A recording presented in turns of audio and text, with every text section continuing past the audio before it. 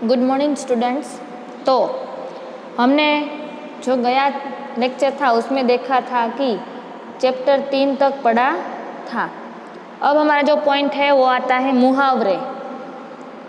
मुहावरे जो आप सबने अभी तक देखे ही है, जब लेसन ख़त्म होता है तो उसके बाद शब्दार्थ होता है, शब्द समूह के लिए एक शब्द होते हैं, मुहावरे होते हैं।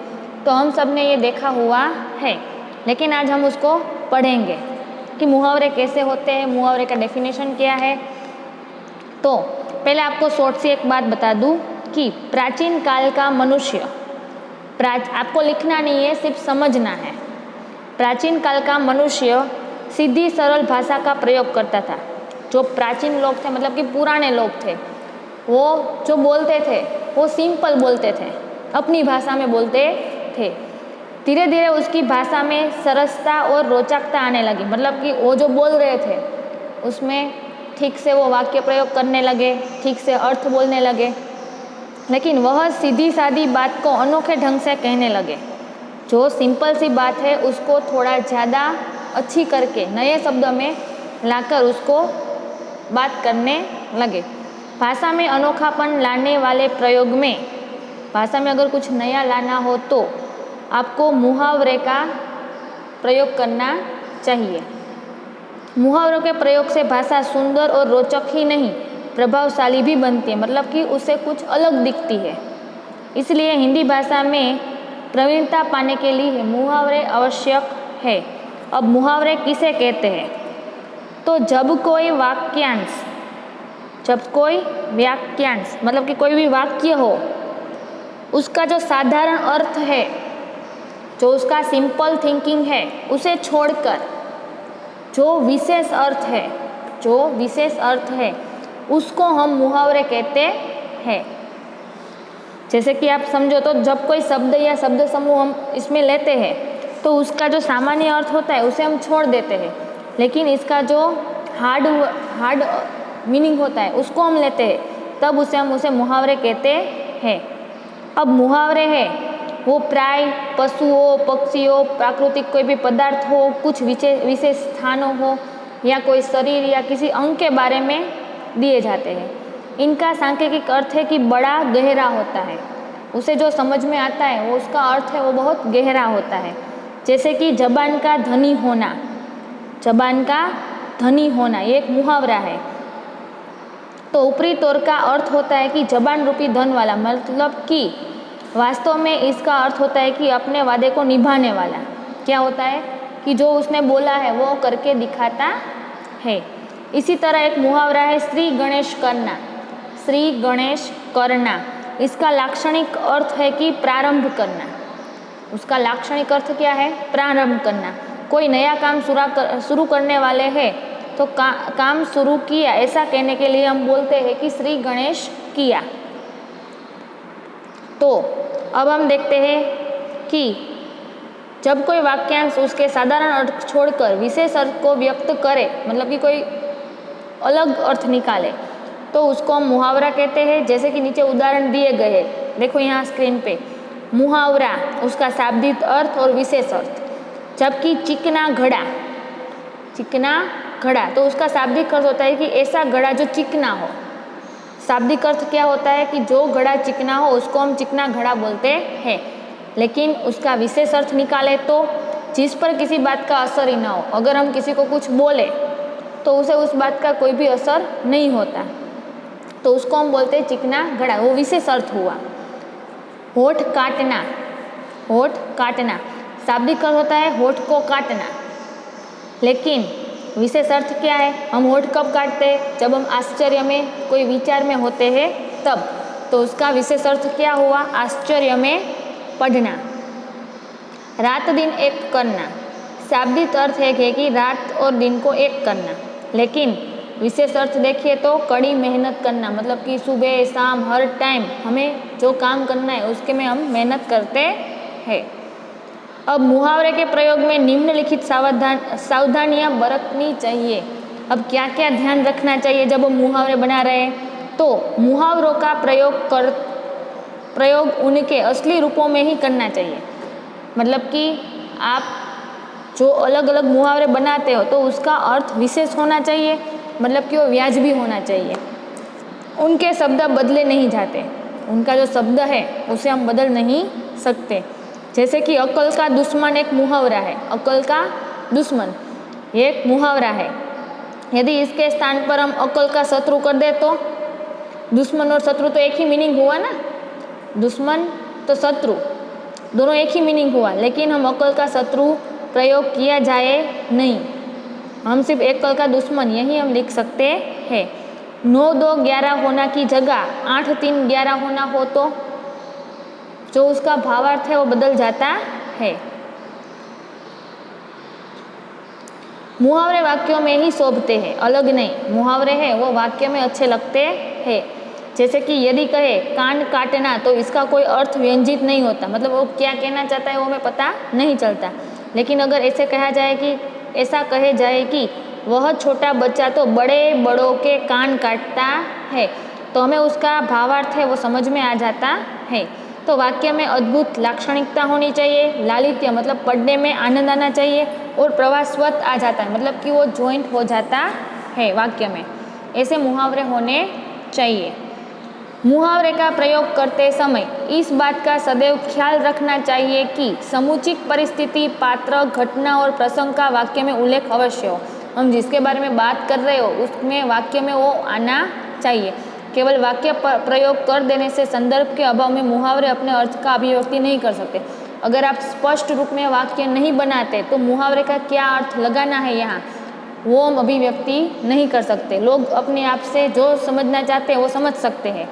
जैसे कि 9 2 11 होना, उसका मीनिंग होता है भाग जाना। अभी इस मुहावरे का वाक्य प्रयोग स्पष्ट समझिए कि शेर को देख के ही हिरण 9 2 11 हो गया। तो हम सबको पता है कि शेर आता देखकर हिरण है वो भाग जाते हैं। तो यहाँ हमें स्पष्ट मिला कि शेर हिरण का शिकार करता है। हिरण क्यों भागता है? क्योंकि हिरण को शेर खा जाता है, क्योंकि वह शेर का भक्ष्य है, मतलब कि खाना है। कोई जीव जानबूझकर मरना नहीं चाहता। हिरण में भी इतनी बुद्धि है कि वो जानबूझ के सिंह के हाथ में नहीं आ सकता। अतः उस शेर को देखकर हिरण अपनी जान बचाने के लिए भागने लगा। अब 9 2 11 होना का अर्थ व्यंजित हुआ कि भाग जाना। यही सीधा ऐसा वाक्य बनाया जाए कि हिरण 9 2 11 हो गया, तो मुहावरे का अर्थ बिल्कुल स्पष्ट नहीं हो पाएगा। भाई क्यों भागा हिरण? तो सिंह को देखकर भागा, शेर को देखकर भागा। तो इसमें स्पष्ट होता है। जब आप सिंपल से लिखो कि हिरण 9 2 11 हो गया, तो क्यों हो गया उसका मीनिंग हमें पता नहीं चल सकता। अब मुहावरे का एक विलक्षण अर्थ होता है, इसमें वाच्यता का कोई स्थान नहीं होता। जैसे कि आग में घी डालना, तो इसमें जब वाक्य प्रयोग होगा तब इसका अर्थ होगा क्रोध को भड़कना, मतलब क्रोध आने में क्या करना, भड़काना। मुहावरे का वाक्य प्रयोग अलग अलग रूप में हो सकते हैं। जैसे कि पानी पानी होना, तो बहुत लज्जित होना, मतलब शर्म अनुभवना। तो इसमें पानी पानी होने की क्या ज़रूरत है? इस उम्र में ऐसी गलतियां हो ही जाती है। ये वाक्य है, तुम कुछ भी कहो वह आज सबके सामने उन्हें पानी पानी करके छोड़ेगा। बात में जरूर दम है, तभी तो यह व्यक्ति आज मेरे सामने पानी पानी है। भाई मैंने बोला उसमें कुछ दम जरूर है, तो ही ये जो सामने व्यक्ति है वो पानी पानी हो गया। भरी सभा में पोल खुल जाने से मुखिया जी पानी पानी हो गए। अब जो मुखिया जी है, मंत्री, तो पूरी सभा में उसकी पोल खुल गई, उसकी बात खुल गई, तो वो पानी पानी शर्म से हो गए। तो यहाँ हमारे मुहावरे खत्म होते हैं। मुहावरे का सामान्य अर्थ छोड़कर जो विशिष्ट अर्थ हम लेते हैं उसको हम मुहावरे कहते हैं। तो एग्जिट आपको क्लियर हो गया कि मुहावरे हम कैसे कहते हैं। क्लियर? तो अब चैप्टर 4 देखते हैं, कर्ण का जीवन दर्शन। कर्ण, कर्ण नाम सुनकर आप सबको पता है कि महाभारत में एक पात्र था कर्ण। उसका जीवन दर्शन, उसका जो पूरा जीवन था उसको हमें यहाँ पढ़ना है। तो उसके कवि है रामधारी सिंह, रामधारी सिंह, उसको शॉर्ट नेम है दिनकर। उसका जन्म 1908 में हुआ था और मृत्यु 1974 में। हिंदी के सुप्रसिद्ध कवि रामधारी सिंह दिनकर का जन्म बिहार के मुंगेर जिले में सिमरिया नामक गांव में एक किसान परिवार में हुआ था। उसके जो फादर है वो किसान थे। उन्होंने प्रारंभिक शिक्षा मुंगेर तथा उच्च शिक्षा पटना में प्राप्त की। प्राथमिक शिक्षा थी वो अपने गांव में मुंगेर में प्राप्त की और उच्च शिक्षण था वो उसने पटना में प्राप्त किया। पटना विश्वविद्यालय से स्नातक की उपाधि प्राप्त करके कुछ समय तक अध्यापन कार्य किया। अब जैसे ही उसको स्नातक मतलब कॉलेज ख़त्म हो गई, उसके बाद उसने पढ़ाना शुरू किया। दिनकर जी सीतामढ़ी के सब रजिस्ट्रार और मुजफ्फर कॉलेज में हिंदी विभाग के अध्यक्ष रहे, मतलब को हिंदी भाषा पढ़ाते थे और उसके अध्यक्ष भी थे। वे भागलपुर विश्वविद्यालय के उपकुलपति और भारत सरकार की हिंदी सलाहकार समिति के अध्यक्ष भी रहे। तो भारत में जो हिंदी समिति है उसके सलाहकार भी वो रहे थे। दिनकर जी की सबसे बड़ी विशेषता है कि अपने देश और अपने युग के प्रति जागरूकता, उसे अपने देश प्रति और अपने जो लोग हैं उसके प्रति बहुत जागरूकता थी, उसके लिए कुछ करना चाहते थे। कवि ने तत्कालीन घटनाओं विषमताओं का खुलकर चित्रण किया है, जो कि जो भी घटनाएं होती है उसको विषमता से मतलब कि उसको समझाने की कोशिश की है। उनकी वाणी में शक्ति है, ओज है, मतलब कि हमें सुनने में मज़ा आता है। उनकी कविता में शोषित और पीड़ित वर्ग की व्यथा और उसमें मुक्ति का संघर्ष है। जो पीड़ित लोग हैं जिसका शोषण हो रहा है, वैसे वर्ग है उसकी व्यथा, उसकी जो मुश्किल है उसके बारे में उसने कविताओं में लिखा है। जैसे कि उर्वशी, रश्मिरथी, रेणुका, हुंकार, रसवंती, कुरुक्षेत्र उनकी काव्य कृतियाँ है। उर्वशी के लिए उन्हें सन 1972 का ज्ञानपीठ पुरस्कार मिला था। संस्कृति के 4 अध्याय उनका चिंतन ग्रंथ है, उसने चिंतन किया था, जिसे साहित्य अकादमी पुरस्कार में सम्मानित किया गया। अर्धनारीश्वर, मिट्टी की ओर आदि उनकी प्रमुख गद्य रचनाएं मतलब लेसन है। उनका कृतित्व गुणवत्ता और परिणाम दोनों दृष्टि से विपुल है। अब ये जो खंड काव्य है, ये खंड काव्य है। प्रस्तुत खंड काव्य में रश्मिरथी महारथी कर्ण के करुण किंतु भव्य जीवन की मीमांसा करने वाला खंड काव्य। अब जो ये रश्मिरथी काव्य ग्रंथ था उसका, उसमें से लिया है। उसमें जो महारथी कर्ण थे उसका भव्य जीवन था और करुण जीवन था, उसके बारे में हमको बताया गया है। सारे अन्यायों को सहकर कर्ण जन्मजात महानता पर पुरुषार्थ जन्य महानता की विजय चाहता था। अब सारे अन्यायों उसने सहन किए थे और फिर भी वो महान पुरुष बनने के लिए विजयी बनना चाहता था। अंत में जब पांडव श्रेष्ठ के रूप में सब कुछ प्राप्त करने का प्रलोचन सामने आता है, तभी वह अविचलित रहता है और जिसने आज तक साथ दिया उस मित्र को किसी भी मोड़ पर छोड़ना नहीं चाहता। अब जब उसको पता ही था कि जो कौरव कर रहे हैं वो गलत कर रहे हैं, पांडव सही कर रहे हैं, पांडव उसके भाई थे, फिर भी उसको सिंहासन का लालच भी दिया, लेकिन उस पर कोई असर नहीं हुआ। उसने वहीं बोला, जो मित्र ने मुझे अब तक साथ दिया है उसको मैं अब छोड़ नहीं सकता। कृष्ण कर्ण को पांडवों के पक्ष में ले आने के लिए उसे मिलते हैं। अब कृष्ण ने क्या किया कि पांडवों के साथ जो कर्ण मिल जाए तो उसके लिए उसको आग्रह किया, लेकिन उसने मना बोल दिया। उस कथा प्रसंग के प्रस्तुत काव्यांश लिखा गया है, मतलब उसके लिए ये काव्य लिखा गया है। तो पहली लाइन हम देखते हैं कि वैभव विलास की चाह नहीं, अपनी कोई परवाह नहीं। मतलब कि कौन है वो श्री कृष्ण से कहते हैं कि मुझे धन दौलत और सांसारिक सुख भोगने की इच्छा नहीं है। मुझे धन दौलत सांसारिक सुख जो होता है वो मुझे नहीं चाहिए, मुझे उसकी कोई भी परवाह नहीं है। बस यही चाहता हूँ, केवल दान की देव सरिता निर्मल। मतलब कि वह अपने जीवन की परवाह नहीं करता, बस उसकी बस एक ही इच्छा है, उसकी बस एक ही इच्छा है कि अपने हाथों से पवित्र नदी सदा बहती रहे। मतलब अपने हाथ से जो दान हो सकता है वो सारे दान वो कर सके, यही वो चाहता था। करतल से झरती रहे सदा, निर्धन तो भरती रहे सदा। मतलब कि जो निर्धनों मतलब जो गरीब लोग हैं उसको सुखी बनाना वो चाहता था। जो दुखी लोग हैं, जो गरीब लोग हैं, उसको वो खुशी देना चाहता था। तो शॉर्ट में हम इसका भावार्थ समझते हैं कि कर्ण श्री कृष्ण को समझाते हुए कहता है कि मुझे धन दौलत सांसारिक जीवन है वो नहीं चाहिए, मुझे मेरी परवाह नहीं है। बस मैं यही चाहता हूँ कि मेरे हाथ से सदा पवित्र नदी में जैसे पुण्य होता है वैसा पुण्य मेरे हाथों से हो सके। मैं करतल से झरती रहे सदा, मतलब कि मैं हमेशा पुण्य करता रहूं, दान करता रहूं, जो गरीब लोग हैं उसको मैं हमेशा खुश रह सकूं, बस इतनी मेरी आशा है। दूसरा देखते हैं, तुच्छ है राज्य क्या है केशव, पाता क्या नरकच प्राप्ति विभव।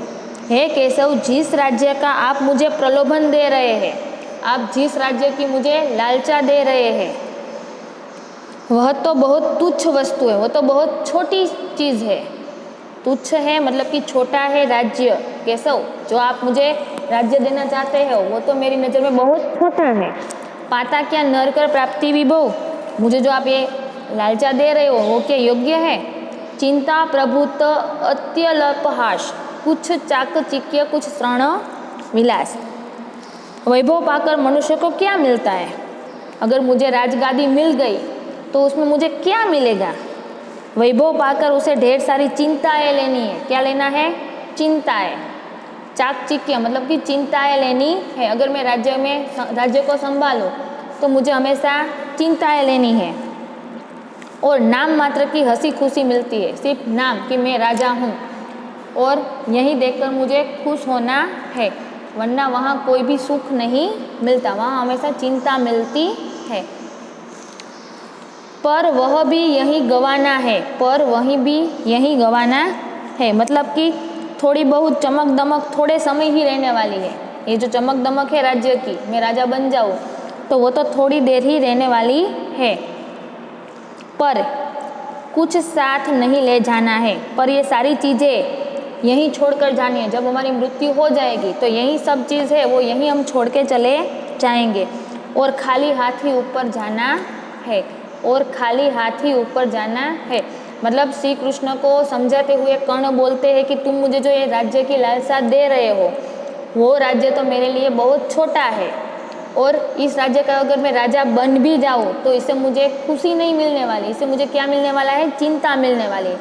और ये जो धन दौलत और नाम है वो तो कुछ समय रहने वाला है, कुछ समय रहने वाला है। बाद में जब मैं ऊपर जाऊंगा तो मेरे हाथ में कुछ नहीं आने वाला, मैं खाली हाथ ही जाने वाला हूँ। मुझसे मनुष्य जो होते हैं कंचन का भार न ढोते हैं, मतलब कि कर्ण श्री कृष्ण से कहता है कि हे कृष्ण, उसके जैसे मनुष्य सोने का भार नहीं ढोते, सुख वैभव का जीवन नहीं बिताते। भाई मेरे जैसे जो लोग हैं, मुझसे जो मनुष्य होते हैं, मेरे जैसे जो मनुष्य होते हैं, वो कंचन का भार मतलब कि ये जो सुख समृद्धि वाला राज है वो मुझसे नहीं हो पाएगा। पाते हैं धन बिखराने को, लाते हैं रतन लुटाने को, मतलब कि वे लोगों में बांटना चाहता है। धन है, उसके पास जो धन है वो दूसरों में बिखारना मतलब कि बांटना चाहता है। उनकी बहुमूल्य वस्तुएं लोगों में बांट देने के लिए होती है। जो रतन होता है लुटाना, वो जो सारी रतन मतलब कि सारा धन दौलत होता है वो मैं दूसरे को लुटाने में रखता हूँ। मुझे कुछ नहीं चाहिए। जग से न कभी कुछ लेते हैं, मतलब कि इस दुनिया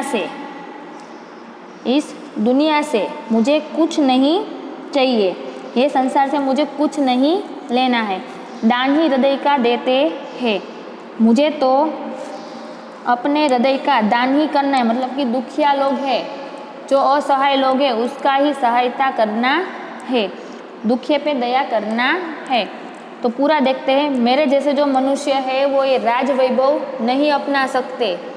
मुझे तो जो अपना धन है वो भी दूसरों को लौटाने में मज़ा आता है, और जग से हमें मतलब दुनिया से मुझे कुछ नहीं चाहिए। मैं तो अपने पास है वो भी दान में, जो गरीब लोग हैं, निर्धन लोग हैं, असहाय लोग हैं उसको देना चाहता हूँ। प्रसादों के कनकाब शिखर, होते कबूतर के ही घर, मतलब कि सोने जैसी चमक दमक वाले राजमहल की चोटियाँ कबूतर के घर के समान है। जैसे कबूतर होते हैं तो ऐसे जो बड़े महल है या बड़ा बंगला है तो उसके शिखर है उसमें कबूतर ही रह सकते हैं, उसमें कबूतर ही रह सकते हैं। प्रसादों के कनकाब शिखर मतलब कि जो महलों के जो शिखर है उसके जो चढ़ाई है उसमें सिर्फ कबूतरों का घर हो सकता है। महलों में गरुड़ न होता है, कंचन पर कभी न सोता। मतलब कि गरुड़ पक्षी कभी महल में नहीं होता। कबूतर होते हैं लेकिन गरुड़ जो है वो कभी महल में नहीं होता। वह श्रवणिम बिछोने पर नहीं सोता। वो जो सोने का सिंहासन हो या ऐसा कुछ हो उसमें वो सोता नहीं है। बसता वह कहीं पहाड़ों में है। जो गरुड़ होता है वो कहाँ रहता है? तो कि उसका निवास है, गरुड़ों का निवास है वो पहाड़ों में होता है। शैलों की फटी दरारों में होता है। मतलब कि पहाड़ों की जो फटी दरार है, मतलब कि जो उसमें खाड़ा होता है उसके अंदर गरुड़ रहते हैं।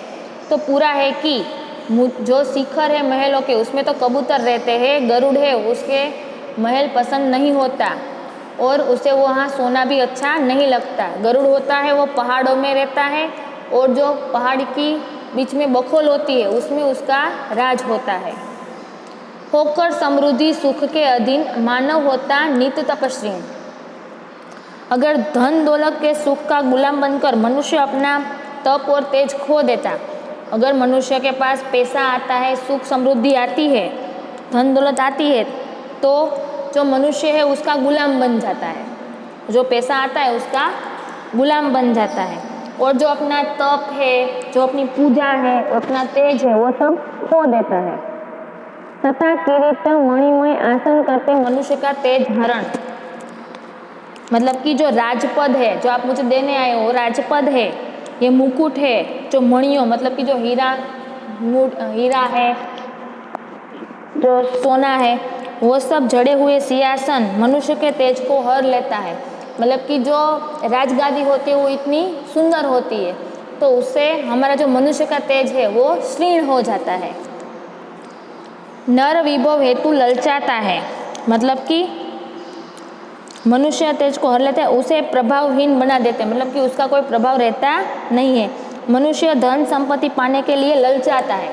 मतलब जितना है उससे भी उसे ज़्यादा चाहिए, उसमें लालच जगती है। पर वही मनुष्य तो खाता है, लेकिन यही धन संपत्ति उसे नष्ट कर देती है। जो मनुष्य होता है उसको ख़त्म कर देती है। अबे मुझे ऐसी सुख समृद्धि नहीं चाहिए, क्योंकि ऐसी सुख समृद्धि आ गई तो मेरे में जो तप है, जो मेरे में पूजा है, अर्चना है, वो सब खत्म हो जाएगी।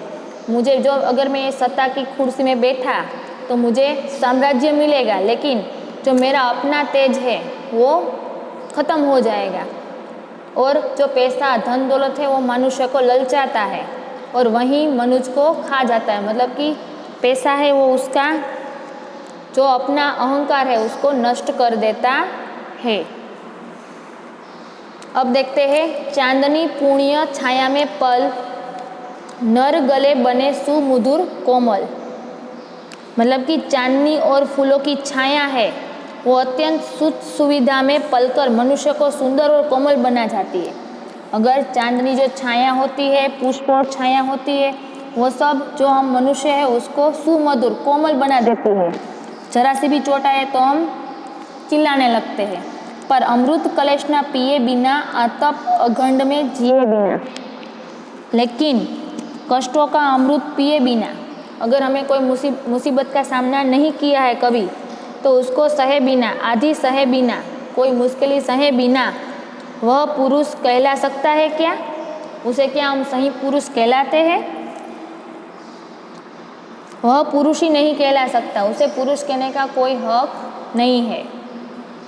विघ्नों को नहीं हिला सकता, मतलब विघ्नों से वो डर जाता है और ऐसे साम्राज्य के राजा पद में बैठ जाता है। मतलब कि उस खुद में उसको विश्वास है कि अगर मैं धूप छाया में महलों में रहा, पुष्प में रहा, उसकी गादी पे बैठा, उस पे चलता हूँ तो मैं पूरा सुकोमल हो जाऊँगा।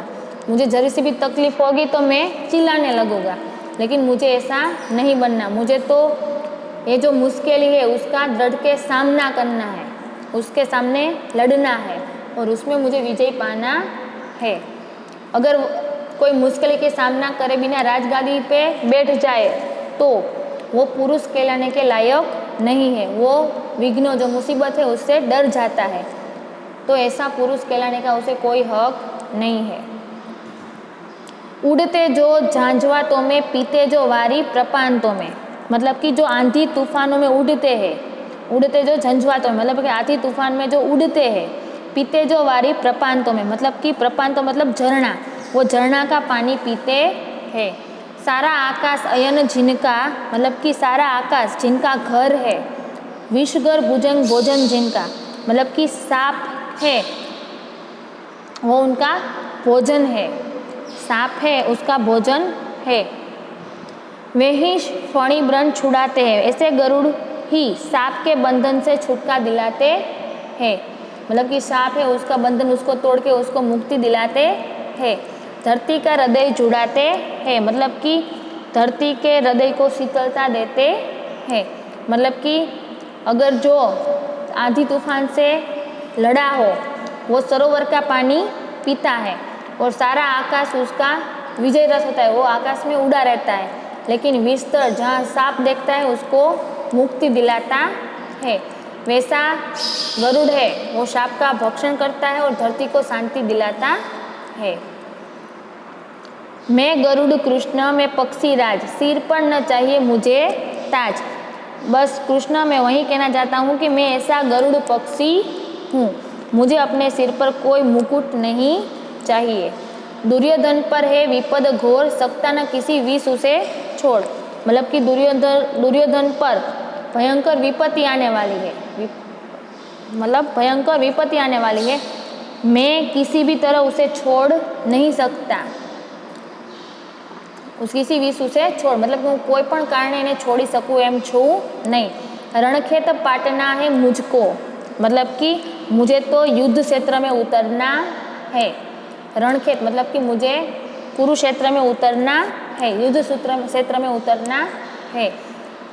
अही पास काटना है मुझको, मतलब कि दुर्योधन के नाग पास को काटना है, मतलब कि दुर्योधन को जो भक्षण करने वाला है उसको दुर्योधन में सहाय करनी है। तो मैं कृष्ण में गरुड़ जैसा पक्षी हूँ, मुझे अपने सिर पर कोई ताज नहीं चाहिए। मैं दुर्योधन अभी मुश्किली में है तो मैं उसका साथ देना चाहता हूँ, मैं रणनीति में उतरना चाहता हूँ और उसे जो भयंकर तूफान आने वाला है उसको मैं रोकना चाहता हूँ। तो शॉर्ट में हमने एक काव्य कर्ण के बारे में सुना। कर्ण है उसके पास कृष्ण भगवान आते हैं कि पांडवों तेरे भाई है, अगर तू पांडवों की साथ खड़ा हो गया तो हम कौरवों को हरा सकते हैं और तुझे राजपाट भी मैं दिला दूंगा। लेकिन कर्ण उसको पूरी आपत्ति बताता है कि मुझे ऐसा राज मुगट नहीं चाहिए, मैं जैसा हूँ मुझे वैसा ही रहने दो। तो शॉर्ट में हम स्टोरी सुने तो कर्ण है वो कुंती का पुत्र है, मतलब कि पांडवों का भाई है। पांडवों में वह ज्येष्ठ भी था, मतलब कि पांचे पांडवों थे उसमें सबसे बड़ा भाई कौन था? कर्ण। और श्रेष्ठ भी था, सबसे दानवीर कर्ण, हम उसको ऐसे ही पहचानते दानवीर कर्ण। उसकी मित्रता दुर्योधन से हो गई। जब उसका साथ देने वाले पांडवों नहीं थे और कोई नहीं था तब उसका साथ देने वाला कौन आया? दुर्योधन। तो उससे उसकी मित्रता हो गई। अन्याय और अपमान से भरे कर्ण के जीवन में दुर्योधन ने सदा उसका साथ दिया। अब जब कर्ण का कोई मित्र नहीं था, उस पर अन्याय हो रहे थे, उसका अपमान हो रहा था, तब उसको साथ देने वाला एक दुर्योधन ही था। कर्ण दुर्योधन के इस उपकार को कभी नहीं भूल सकता। कर्ण कहता है भले वो गलत ही हो, मुझे पता है वो गलत है दुर्योधन, लेकिन उसने मुझे पर जो उपकार किए हैं उसको मैं भुला नहीं सकता। कर्ण कुशल योद्धा था, कर्ण में सारे ज्ञान थे। महाभारत युद्ध से पहले ही श्री कृष्ण ने उसको पांडव के साथ लाने के लिए बहुत प्रयत्न किया, लेकिन उन्होंने उसे राज्य देने का भी प्रलोभन दिया, लालचा दी, परंतु कर्ण ने दुर्योधन का साथ छोड़ने के लिए साफ शब्द में मना कर दिया। तो आपको इसमें कुछ समझ में नहीं आता है तो आप पूछ सकते हो जब लेक्चर खत्म हुए तब। एक बार शब्दार्थ देख लेते हैं। आपको शब्दार्थ लिखने हैं, जैसे कि वैभव तो धन दौलत, विलास तो सुख भोग, चाह तो इच्छा और अभिलाषा, परवा तो चिंता और व्यग्रता, निर्मल એટલે पवित्र और सुंदर, कर्तव्य मतलब कि हथेली और निर्धन,